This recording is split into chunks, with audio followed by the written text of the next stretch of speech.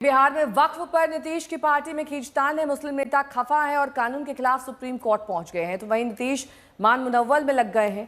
कल नीतीश ने ईद मिलन पार्टी में शिरकत की, पार्टी के मुस्लिम नेताओं से गले मिले। इसके पहले भी नीतीश इफ्तार पार्टी में जा चुके हैं, लेकिन तब ज्यादा मुस्लिम नेता नहीं आए थे।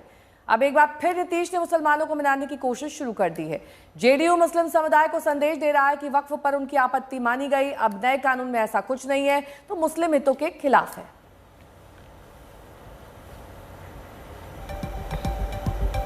हाल के बयानों से साफ लगता है कि जेडीयू को भी मुसलमानों की नाराजगी का डर है, इसलिए जेडीयू के नेता लगातार डैमेज कंट्रोल कर रहे हैं। उधर विपक्ष वक्फ कानून को लेकर लगातार नीतीश पर वार कर रहा है।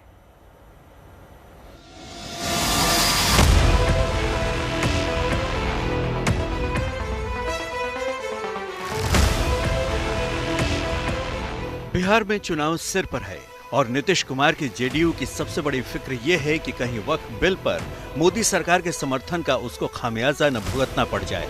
नीतीश कुमार डैमेज कंट्रोल की कोशिश में जुट गए हैं। पहले नीतीश मार्च के महीने में रमजान के दौरान इफ्तार पार्टी में गए, हालांकि तब लोग कम आए। कहा गया कि मुस्लिम समुदाय ने बायकॉट किया। वक्फ बिल के कानून बन जाने के बाद नीतीश फिर ईद मिलन समारोह में गए। नीतीश को मुस्लिम वोटों की फिक्र सता रही है। जेडीयू को डर है कि मुस्लिम वोट बैंक खिसकेगा। दिल्ली में मोदी के साथ, पटना में मुसलमानों के साथ मुसलमानों का भरोसा जीतना कितना मुश्किल होगा। मुस्लिम वोटों का सवाल है और जेडीयू मुश्किल हालत में है। ये पार्टी के नेता परवेज सिद्दीकी हैं, जो पार्टी के वक्फ कानून पर रुख और समर्थन को दरकिनार करके कानून को चुनौती देने सुप्रीम कोर्ट पहुंच गए हैं। कह रहे हैं कि पार्टी में रहकर वक्फ कानून के खिलाफ लड़ाई लड़ूंगा। अमेंडमेंट एक्ट जो लोकसभा और राज्यसभा से पास हुआ, उसके खिलाफ हमने सुप्रीम माननीय सर्वोच्च न्यायालय में एक पिटीशन फाइल किया है और हमें ये सुप्रीम कोर्ट से उम्मीद है ये माननीय उच्च न्यायालय देश के मुसलमानों के हित में फैसला करेगी। लेकिन मैं जेडीयू में रहकर इस लड़ाई को, इस कानूनी लड़ाई ढंग से लड़ूंगा और मुझे पूरा विश्वास है, यकीन है कि हम इस लड़ाई को जीतेंगे। जेडीयू नेता भले ही डैमेज कंट्रोल कर रहे हों, लेकिन बिहार में विपक्ष कह रहा है कि जेडीयू का दोहरा चरित्र है, जिसका उसको नुकसान उठाना पड़ेगा। जेडीयू का दोहरा राजनीतिक चरित्र फिर से उजागर हुआ है। एक और जेडीयू ने घुटने टेके सांप्रदायिक शक्तियों के सामने समर्थन किया वक्फ संशोधन बिल का, दूसरी ओर जेडीयू के मुस्लिम लीडर भी माननीय सर्वोच्च न्यायालय का दरवाजा खटखटा रहे हैं। ये कौन सा चरित्र है? जेडीयू अब समाप्ति की ओर है। जेडीयू में भारी टूट हो चुकी है। एक तरफ वक्फ बिल का समर्थन कर सांप्रदायिक शक्तियों से हाथ मिलाया, दूसरी तरफ जेडीयू के नेता सुप्रीम कोर्ट जा रहे हैं। नीतीश के सामने ये सवाल है कि जो उनको मत रहे हैं, जेडीयू के नेता भी वक्फ कानून को लेकर पार्टी के भीतर अंदरूनी नाराजगी को लेकर सहमे हुए हैं और सवाल उठाने वालों पर मजबूती से वार कर रहे हैं। छोड़िए ना, नुकसान होगा क्या होगा ये तो हम देखेंगे। हम तो जनता के हक में काम करते हैं। नीतीश कुमार जी ने आज तक मुसलमानों के हक में जो काम किया, वो उदाहरण है कहीं देश में। देखना यह है कि वक्फ कानून पर नुकसान को नीतीश कैसे थामते हैं। आज तक ब्यूरो।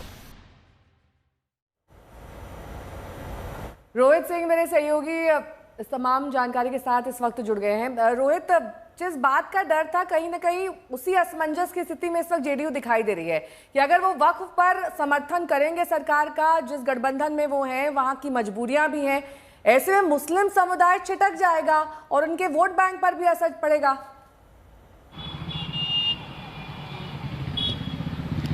बिल्कुल, देखिए, वक्फ का समर्थन करके नीतीश कुमार की पार्टी में ज़बरदस्त अब कन्फ्यूजन की स्थिति हो गई है। एक तरफ जहां लगातार हम देख रहे हैं कि आधा दर्जन मुस्लिम नेताओं ने पार्टी से अभी तक इस्तीफा दे दिया है, वहीं कई बड़े चेहरे हैं जो नाराज़ बताए जा रहे हैं। और 2 दिन पहले जो हम लोगों ने एक प्रेस कॉन्फ्रेंस भी देखा था, जहां पे उन बड़े चेहरों को सामने किया गया था डैमेज कंट्रोल करने के लिए, लेकिन वो बड़े चेहरों को बोलने की इजाज़त नहीं दी गई थी। अशफाक करीम, अफजल अब्बास और गुलाम गौस की हम यहाँ बात कर रहे हैं।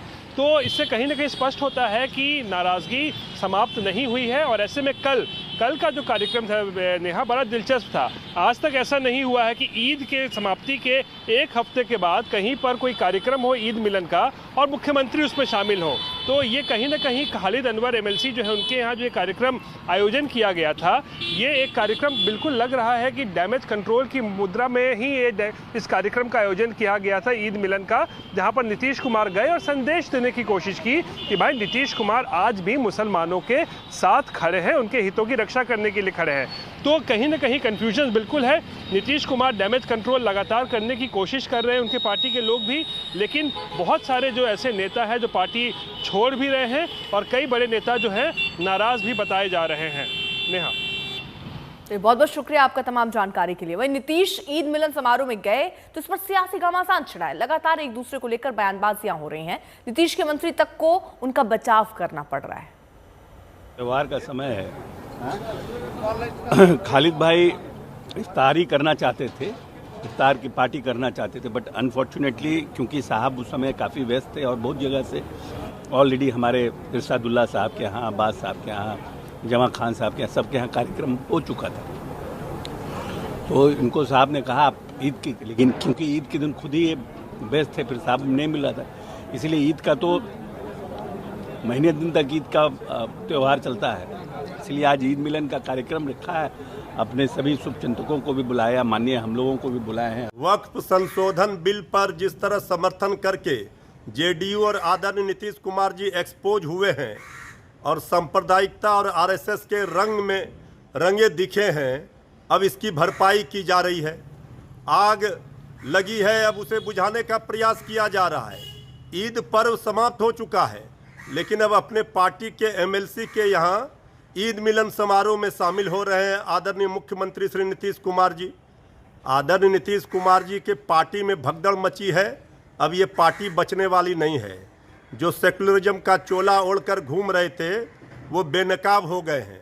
अब आदरणीय नीतीश कुमार जी ईद मिलन समारोह में शामिल होकर ये दाग धोने का जो आप प्रयास कर रहे हैं, ये धुलने वाला नहीं है।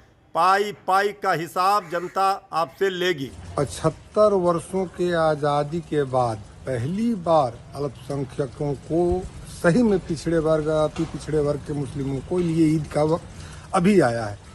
मोदी जी ने इतनी बड़ी ईद दी है और जो उनको कहीं दिक्कत थी उसमें मुख्यमंत्री जी, हमारे नेता चिराग पासवान जी ने जो भी उनको सुझाव दिया था, भारत सरकार ने माना है, तो ईद तो मनाई जाएगी। और आप लोग ये देखिए, छोटे मोटे एक दो लोग जो नहीं पढ़े लिखे थे उनको गुमराह करने का ये लोग पॉलिटिकल मौलवी लोग काम कर रहे हैं, लेकिन इसका कोई बिहार में असर होने वाला है नहीं। नीतीश कुमार जी, चिराग पासवान जी, इन दोनों नेताओं पे अल्पसंख्यक समाज का पहले भी विश्वास था और आगे भी बना रहेगा।